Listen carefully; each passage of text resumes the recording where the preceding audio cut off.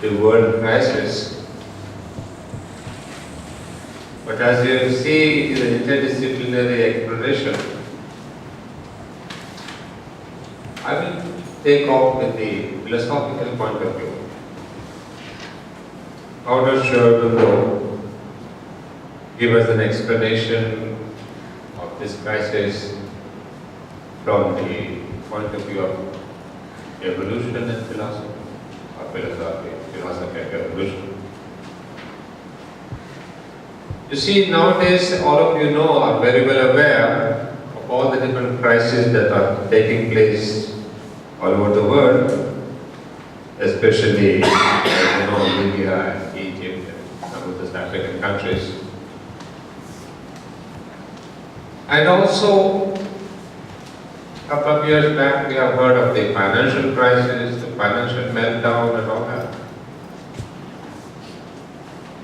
But this is not a crisis that is similar to the one, the political or the financial, the economic crisis. Here we are speaking of a crisis that is essentially, as Aurobindo puts it, evolutionary in its aspect. Now, what do we understand by this evolutionary aspect? Because all the others, the political or the financial, we do not call them evolutionary crisis. In what way are they different? You see, as I gave you an idea yesterday, that mankind is moving or has been moving from one stage to another. It has started off with the physical, the vital, then it came to the mental or the rational age. And the rational age has given man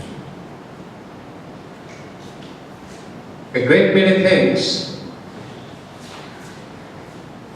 which have landed up right at the moment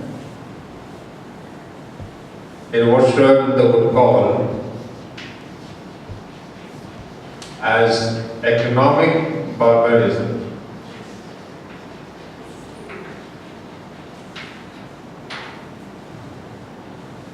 It's a very strong word, but I think that's the best word that can describe our present civilization all over the world. You see, what we have seen is that reason has given us a huge machinery. And here I would like you to take up this text I've given you. Because here is a wonderful description of why he calls the present civilization economic barbarism. At present, mankind is undergoing an evolutionary crisis in which is concealed the choice of its destiny. For a stage has been reached in which the human mind has achieved in certain directions an enormous development, while in others it stands arrested and bewildered and can no longer find its way. You see, this is the problem. On one level, enormous development, and that is what we have seen around, what we see around the development of science and technology, the comfort, the speed, everything that's involved with our present day life. But it stands arrested and bewildered and can no longer find its way. It's come to a kind of a cul-de-sac, a dead end, where reason has given us the best it could, especially on the physical level. But then it says, the structure of the external life has been raised up by man's ever-active mind and life will, a structure of an unmanageable hugeness and complexity, for the service of his mental, vital, physical claims and urges. A complex political, social, administrative, economic, cultural machinery and organized collective means for his intellectual, sensational, aesthetic and material satisfaction. So it is, you see, as if mind, the reason, comes to us fault and says, I have given the best for your physical, mental, vital urges and need. But then the next step is not able to take. Is not able to show us a way beyond mind, a way which can really solve our present psychological, mental, spiritual problems. So man has created a system of civilization which has become too big for his limited mental capacity and understanding, and is still more limited spiritual and moral capacity to utilize and manage, a too dangerous servant of his blundering ego and its appetites. And that's the central sentence. He calls it a too dangerous servant of his blundering ego. I mean, there is relentlessly we keep on wanting this thing, that material, this way, that comfort. More and more we want. And reason has become a servant of our vital ego. Reason is not able to stand back and say, no, that's not right for man. It is on the contrary, becoming a slave of our desires.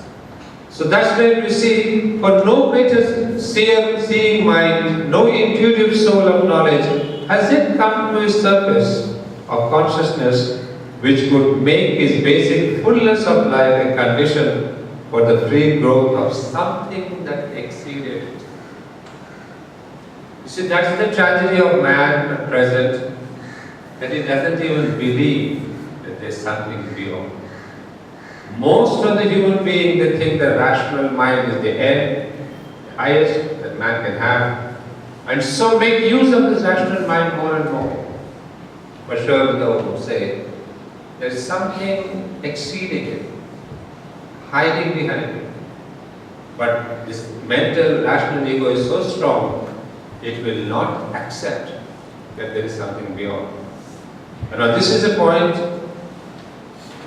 He would say next, this new fullness of the needs of life might be, by its power for a release from the incessant unsatisfied stress of his economic and physical needs, an opportunity for the full pursuit of other and greater aims surpassing the material existence, for the discovery of a higher truth and good and beauty, for the discovery of a greater and diviner spirit, which would intervene and use life for a higher perfection of the being. But it is being used instead for the multiplication of new wants and an aggressive expansion of the collective ego. At the same time, science has put at its disposal many potencies of the universal force and has made the life of humanity materially one. But what uses this universal force is a little human, individual or communal ego with nothing universal in its light of knowledge or its movement, no inner sense or power which would create in this physical drawing together of the human world a true life unity, a mental unity or a spiritual oneness. So what really shocks us is this beautiful phrase here, where it says everything has become universal. Well, we all know materially on physical level, humanity has become one family. The way we can reach out to any part of the world in a second, the way we can communicate, we can almost see each other. Physically we have been one. Material, as you said, there is a material oneness. But what is lacking is the universal consciousness.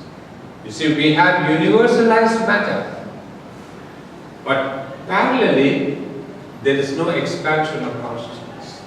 So that is the real crisis and danger. One side we have matter which is really there, wonderful. In fact, in the light of Mother's explanation, It is matter which is responding to the new consciousness much faster than the human beings. That's the tragedy and that's the danger and that's the crisis. All this technology that we see, you beat your internet or websites or all the things that we see, it is the response of matter to a higher new consciousness that has already come. Whereas it's the human beings who are lagging behind. And this has created a tremendous disbalance. And it's this imbalance which is a real danger to man. So here it says, we are materially one, but guided by a little human, communal and individual ego. So therefore you would say next thought here. He says, I'll skip a couple of lines there. The evolution of human mind and life must necessarily lead towards an increase in universality. It's true. That's what is needed and required and foreseen. But on a basis of ego and segmenting and dividing mind, this opening to the universal can only create a vast correlation of unaccorded ideas and impulses, a chaotic mass of unassimilated and intermixed mental, vital and physical material. Because it is not taken up by a creative harmonizing light of the spirit, must welter in a universalized confusion. So what we see ultimately is a universalized confusion. So what we are bogged down with is a very small little ego, number one, and this ego trying to control this universal material, and ultimately reason has landed us in a universalized confusion.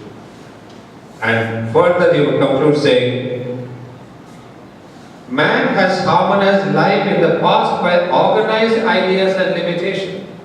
That's a beautiful comparison. How was this life in the past? A few centuries before and now.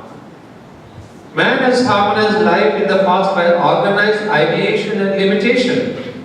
He has created societies based on fixed ideas or fixed customs, a fixed cultural system, or an organic life system, each with its own order.